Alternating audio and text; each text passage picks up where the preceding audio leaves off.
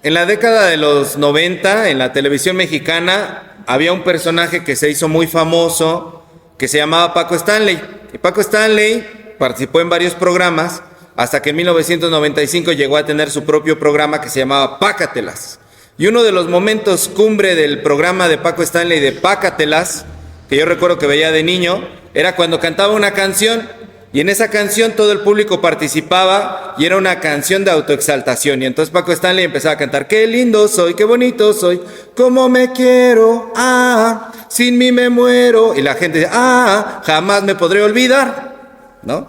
Era este personaje que era extrovertido, era ególatra. Y formaba parte también del carácter de este personaje, porque a los mexicanos comúnmente identificados como dejados, como agachones, como con el autoestima por abajo, como que nos creemos mucho, tenemos mucho orgullo, pero de repente nos cuesta trabajo realmente la cuestión de la autoestima. Y estos personajes que son muy extrovertidos y ególatras llaman la atención, son de alguna manera como aspiracionales, de yo quiero llegar a ser como esa persona que está allí, ¿no? Y como este personaje ha habido otros en las pantallas mexicanas, como por ejemplo el galán mexicano de origen libanés, Mauricio Garcés. Y Mauricio Garcés tiene muchas frases que acuñó en sus películas, pero una de ellas en una película en la cual la chica en cuestión lo abandona y después Mauricio Garcés se mira al espejo y dice: la entiendo, debe ser horrible tenerme y después perderme, decía Mauricio Garcés. Se miraba así, se echaba porras a sí mismo de esa manera, ¿no? Otro personaje, por ejemplo, del show de los polivoces, Gordolfo Gelatino, cantaba con su mamá, y su mamá era la clásica mamá mexicana consentidora que decía: mi mijito es lo máximo, ¿no? Y Gordolfo Gelatino tenía hasta su propia canción, lo llegaron a sacar hasta en un disco, y él cantaba: soy tan hermoso, ya lo ven, soy tan precioso, yo lo sé, soy primoroso, bello, lindo, soy gracioso, soy exquisito, yo lo sé, soy tan bonito, miren bien, y soy muy fino, soy Gordolfo Gelatino, ¿no? Se presentaba este personaje Gordolfo Gelatino y la mamá decía: ay, sí, es así, él, mi mijito, ¿no? Como las mamás mexicanas suelen ser con sus mijitos, ¿no? Pero en realidad, pues este Gordolfo Gelatino era un mantenidazo de primera, pero la mamá lo veía precioso y él se miraba y decía: yo soy hermoso. Y este tipo de personajes llaman la atención porque destacan en medio de una sociedad que, como decía, a veces no tiene la suficiente fuerza en el autoestima para poder, poder sobresalir, ¿no? Y estos personajes también nos llaman la atención porque abordan temas como el narcisismo, la persona que solamente piensa en sí misma, que se quiere a sí misma, temas como la egolatría, que se adora a sí mismo, que el centro de su existencia es él, la autoexaltación y la soberbia. Y este tipo de características se las solemos atribuir, se las ponemos a personas que están en una posición de poder, ya sea poder simbólico o poder económico. O sea, personas que tienen el varo, pues, o que tienen el liderazgo. Por ejemplo, un político, un artista o un líder, un empresario, alguien que es jefe de algo.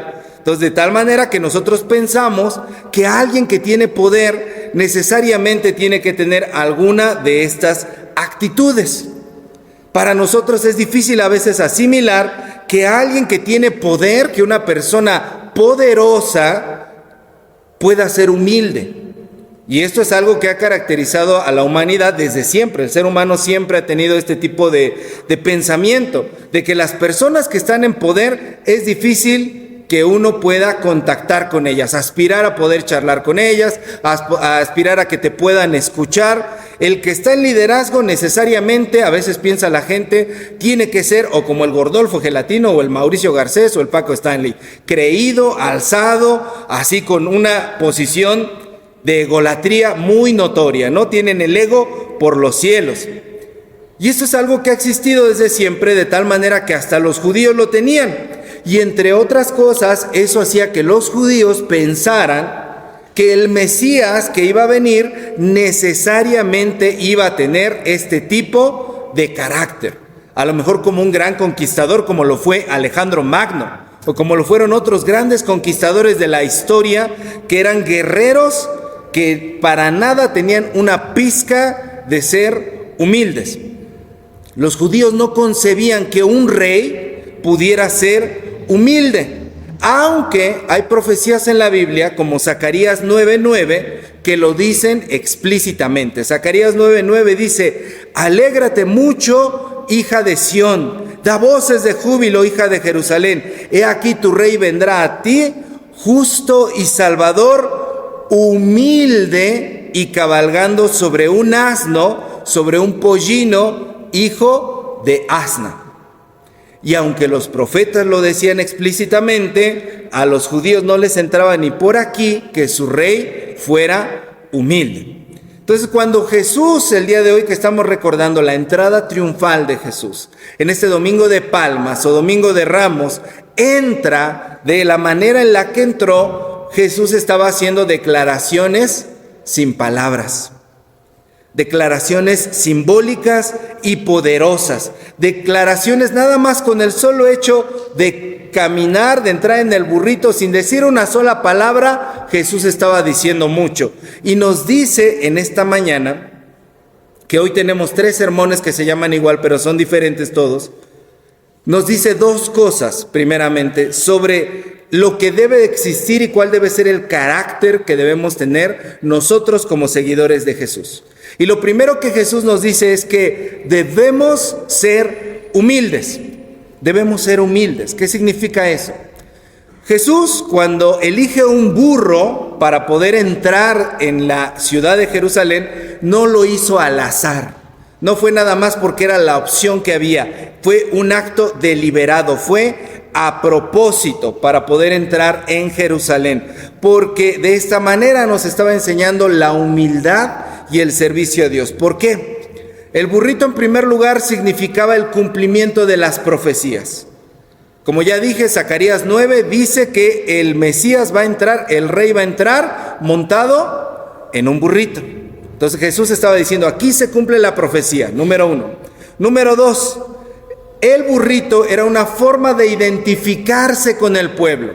¿Por qué? Porque el burro era un animal que servía para toda la cuestión de trabajo dentro de la sociedad común. Para el comercio o para el transporte, las aspiraciones de la gente más humilde era poder tener un burrito, para no aventarse los viajes para llevar sus mercancías para comerciar, ellos cargándolas sobre los hombros, que los más pobres era lo que tenían que hacer. Pero el que tenía un burrito tenía un bochito, en el cual podía andar, en el cual podía ir de un lado al otro y podía comerciar de manera más fácil y moverse de forma más fácil. Entonces, de esa manera Jesús está identificándose con la gente de abajo, con la gente más humilde, y está siendo congruente con lo que fue siempre su ministerio.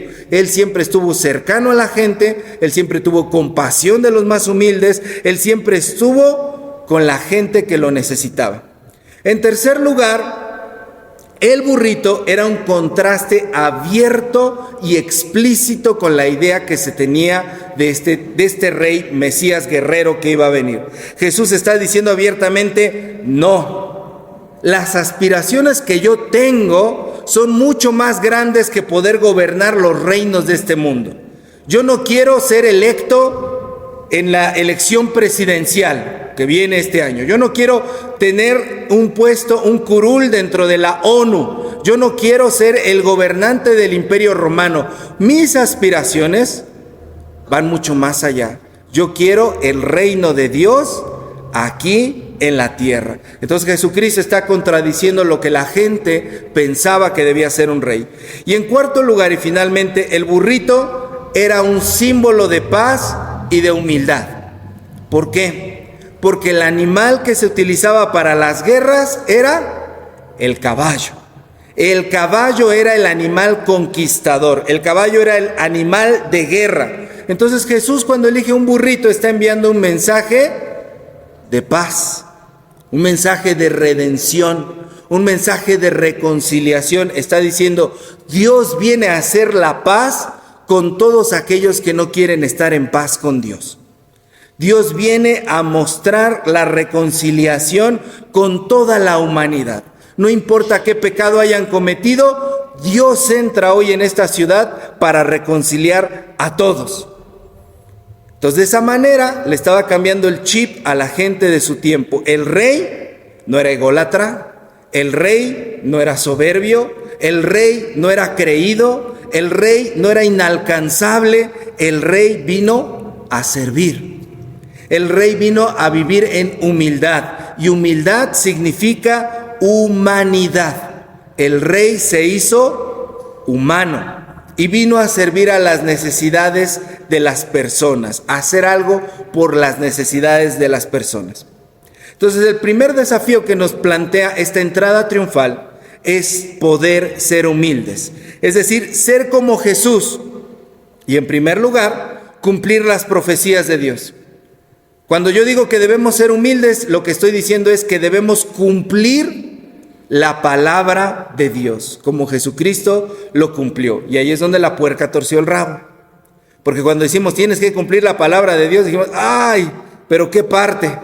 ¿Nada más los salmos o dónde? No, tienes que cumplir la palabra de Dios, toda. En segundo lugar, que tenemos que tener empatía con las demás personas. Tenemos que dejar de ser indiferentes. Tenemos que dejar de ser tan juzgadores. Ayer escuchaba a un pastor que decía, cuando tú nombras un pecado y lo pones en la otra persona, le pones otro nombre, Juanchito Pérez, Panchita, lo que haces inmediatamente cuando dices, tal persona cometió un pecado es juzgar. Pero cuando a ese mismo pecado le pones tu nombre, entonces sueltas la piedra de la mano y no vuelves a querer apedrear a nadie. Porque comprendes que tú también has estado en esa posición que esa persona está atravesando. Entonces, cuando digo que debemos tener humildad, lo que estoy diciendo es que no podemos señalar a los demás. La empatía no nada más es sentir feo por las otras personas. La empatía es ponerme en el lugar de las otras personas y no atreverme a proferir palabras contra ellas, porque Dios me recuerda, tú también has estado allí y yo te perdoné. Y yo te perdoné. Y entonces la empatía me lleva a querer hacer algo por las otras personas, a no nada más ver por mis intereses, a no ser mezquino, a no ser materialista. Y en tercer lugar, ser humilde significa dejar nuestras guerras. Yo no sé quién haya venido con guerras en esta mañana. Guerras en la familia, guerras en su propia cabeza, guerras con otras personas. Pero así como Jesús estaba mandando un mensaje de paz, lo que nosotros somos invitados a hacer el día de hoy es, deja tus guerras y reconcíliate. Reconcíliate con los demás. Deja las piedras que traes en la mano y ponte a servir a los demás. Y es más, el mensaje es mucho más fuerte. El mensaje de la entrada triunfal no es solamente hacer como Jesús. El mensaje de la entrada triunfal es, sé como el burrito. Lleva en tus espaldas a Jesús, que es el Salvador del mundo, y permite que sea Él el que reine en tu vida. Permite que sea el que entre en tu vida. Permite que sea el que figure en tu vida, no tú. Porque en todas las imágenes que se hacen de la entrada triunfal, siempre va Jesús montado en el burrito. Y todo mundo hablamos de Jesús, pero el burrito está ahí, ¿cierto? Pero no es el protagonista. El protagonista es Jesús. De igual manera, nosotros somos invitados a poder depender de Dios, a ser como el burrito. La segunda cosa que nos enseña Jesús, además de ser humildes, es estar disponibles. Estar disponibles. En este pasaje de Marcos 11, los discípulos reciben una instrucción de parte de Jesús. Y Jesús le dice a los discípulos, van a ir a tal lado, van a desatar un burrito que se van a encontrar. Si alguien les pregunta por qué se lo llevan, le van a decir, el Señor lo necesita. Y entonces esa persona se los va a dejar. Entonces van los discípulos, hacen como Jesús les dice, y en esa frase, el Señor lo necesita, está una declaración de obediencia a Dios total. Una disponibilidad y disposición a cumplir el propósito de Dios, que es enorme. En esta historia, todo mundo estuvo disponible. Los discípulos dijeron, ¡ay! Más tarde. Después, Señor. ¿No, verdad? Los discípulos dijeron, sí, Señor, vamos, van a hacerlo, están disponibles. cumplen con lo encomendado. Y el dueño del burrito, cuando ve que se están llevando a su animal, y dice, ¿qué hacen? ¿Por qué se lo están llevando? Le dicen los discípulos la frase de Jesús, el Señor lo necesita. Y entonces el dueño del burrito no dice, ¿y a mí qué? Pues que me pague, ¿no? Si lo va a utilizar, que se moche, es un rey, pues que se caiga como rey, ¿no, mi rey? Órale, que le entre con el dinero, porque yo de gratis no vivo. Y mi burrito, si se lo va a llevar, me va a pagar una renta. ¿No, verdad? El dueño del burrito, sin decir palabras, los deja que se lo lleven. Él también estuvo dispuesto. No les dijo, mejor otro día con más calmita. Es que justo me acaba de salir un viaje en mi Uber burro. No, me lo tengo que llevar ahorita. No puedo, lo voy a ocupar. No, deja que se lo lleven. Todo mundo tuvo disposición, disponibilidad para servirle a Dios. La entrada triunfal, hermanos, no fue un acto solitario de un profeta que estaba loquito y que lo hizo todo a solas. La entrada triunfal fue un trabajo en equipo. Fue un trabajo en equipo de una comunidad que tenía los mismos valores. Y el Señor Jesús, hoy, cuando recordamos esta historia, nos invita a formar parte de ese equipo y estar dispuestos nosotros también a poder contribuir en su obra, a poder atender el llamado de Dios en nuestras vidas. Miren, hermanos, en las iglesias hay un montón de personas capacitadas, capaces, con talentos extraordinarios, talentosas, tienen dones maravillosos, tienen carreras impecables, tienen profesiones, tienen oficios, tienen recursos, tienen un montón de habilidades.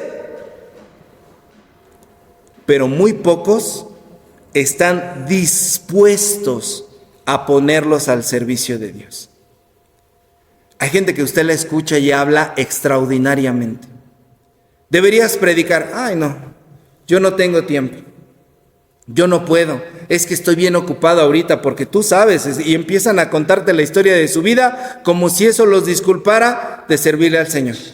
Oye, tú que tienes esto deberías ayudar.